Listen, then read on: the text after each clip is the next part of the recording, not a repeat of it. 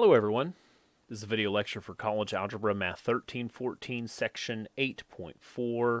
We're going to be doing non-linear systems of equations. So for the first one, we have x plus y equals 3 and then y equals x squared minus 27. Notice the square there, that makes these non-linear. All I'm going to do here is do the same thing I did previously. I'm going to plug stuff in and solve. So x is now plus x squared minus 27 is equal to 3. I'm going to want to combine like terms. You don't need those parentheses. I'm going to just minus 3 on both sides. Arrange them correctly so that they're all in nice, neat order. And we have x squared, x, and then 30.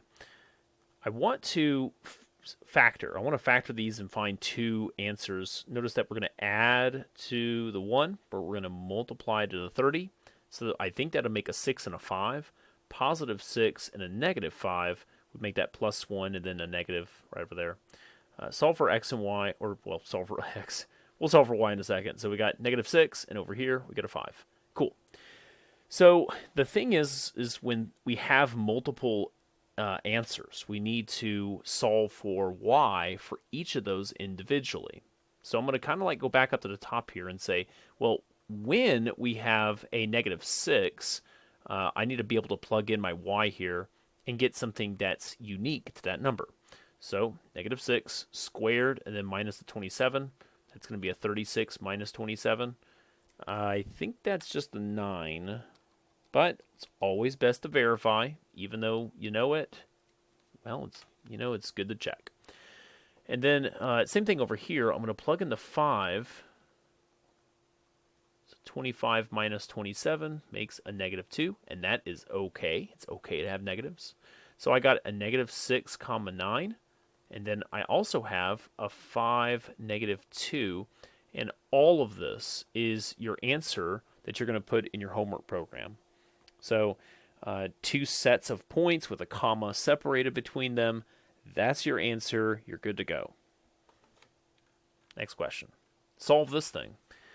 So because you have a y equals to this and y equals that, these are actually equal to one another. And so that is exactly what I'm going to do. X squared minus the 8x plus the 6 is equal to the x squared plus the 2x plus the 36.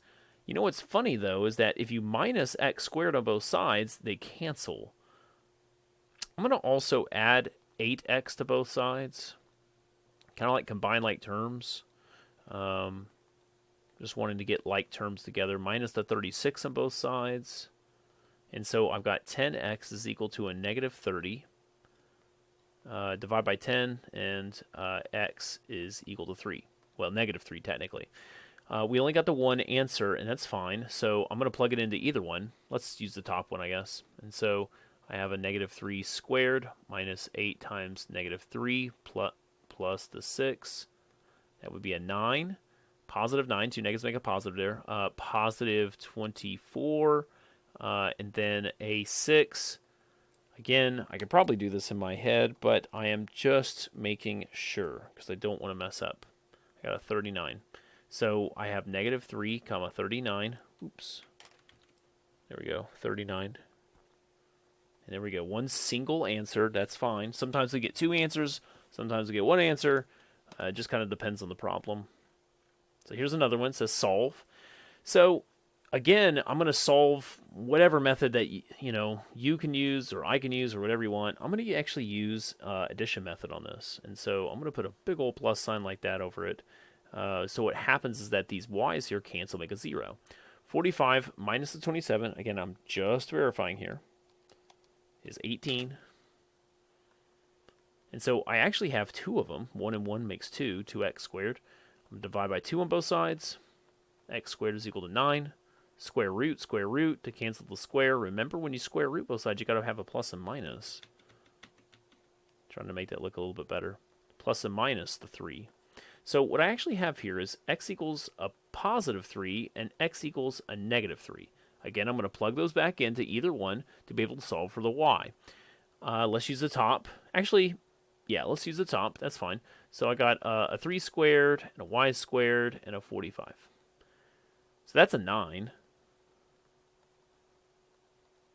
And I'm going to minus 9 on both sides. Again, I probably know it's a 36, but I'm just verifying. Yep, it is indeed a 36. Square root both sides. So we get a plus or minus 6. From the positive 3, just the positive 3, I get a plus or minus 6. What this is meaning is that we got 3 comma 6, 3 comma negative 6, just from this one. Now I got to redo it over here. What's funny though is that when you're doing this, get a little bit more room here. When you're doing this, same thing, just plug it in the top. Well, 2 negatives make a positive, and, well, you basically get the same thing that you did last time, plus or minus 6. And so you have 2 answers from this one. Negative 3, 6, negative 3, negative 6. And those, all 4 of them, are actually your answers. Okay. Cool.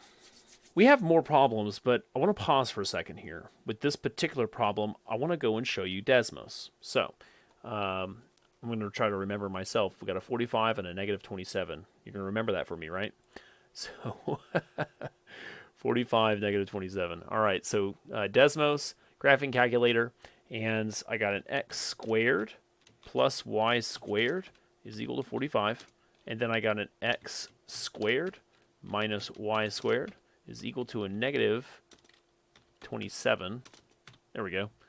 And you can see 4 intersections, 4 answers.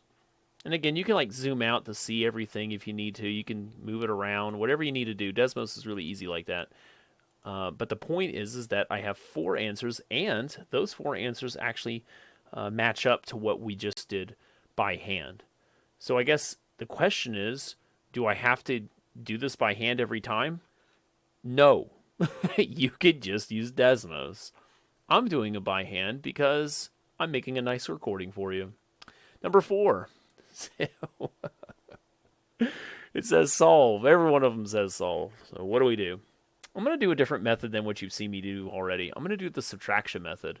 That's not an official method, but if you put a big old minus sign right here, things start to cancel. In particular, y squared and y squared cancel because you're going to distribute that negative to each one of these terms. So 0. But 41 minus 17 is 24. And what do you do here? Well, nothing. You just leave it as it is. So the 0 is not going to affect anything, but we have a lot of x squares and stuff flying around. That's okay. Let's just try to solve it. So the way to simplify this guy is to FOIL it out. FOIL is the common name for expand. You're duplicating it, essentially. You're not allowed to distribute that x, or I'm sorry, that squared into both of those terms. Just don't do that. This is what you should be doing. So, FOILing it out, we get x squared minus 6x minus another 6x, and then plus the 36. Distribute your negative to each and every term. So actually, this is going to be a negative 12, but now it's going to be a positive 12x. And then we got a negative 36. Well, notice that these guys cancel. That's nice. I like when things are canceling like that. 12x is equal to a 60, I think. Divide by the 12. And I'm pretty sure that's a 5. But let's just verify. Yep. Always okay to verify. So I found an x. Cool. Now I need to go back and find y. So I'm going to do just right here is fine. Let's just use the top. It's super easy. So 5 squared, y squared, and 41. That's a 25. 41 doesn't look very good there. Minus the 25. So y squared is equal to, again, verifying. I don't want to mess something up right here at the end. We got a 16. Square root both sides. So we get plus or minus 4. Notice that from the single answer, the single 5, I get plus or minus 4. And so how this works, how my answer is going to look, is going to be a 5, 4, but then also a 5, negative 4. There's your two answers. Cool. Next one. Solve. Now, this one I chose because it's a little weird on the math homework program. It's it just looks like it might cancel something or something or other. We'll notice here that that's a cube and that's a square. That's the big thing to watch out for. So randomization-wise, you might get a plus sign here, and you could do a big old minus sign or something. But here in my case, I got these right here should cancel each other out, make a 0y, so 0 there, and 0 plus 0 is 0. But then here I got x cubed minus 2x. Again, I'm saying plus and negative, so you got to just retain the negative there. Again, they do not combine because that's a cube and a square. So we got x cubed minus 2x squared is equal to 0. What do we do? I'm going to factor out an x squared.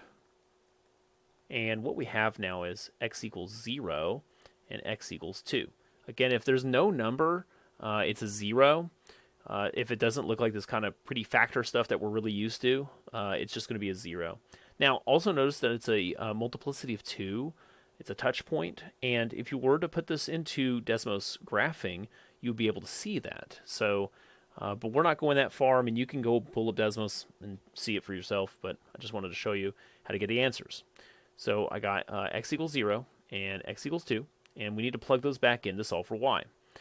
I'm actually going to use the bottom one. I think so. This is what I'm going to do. Just kind of watch me for a second here. I'm going to add y to both sides. So I got y is equal to a negative 2x squared.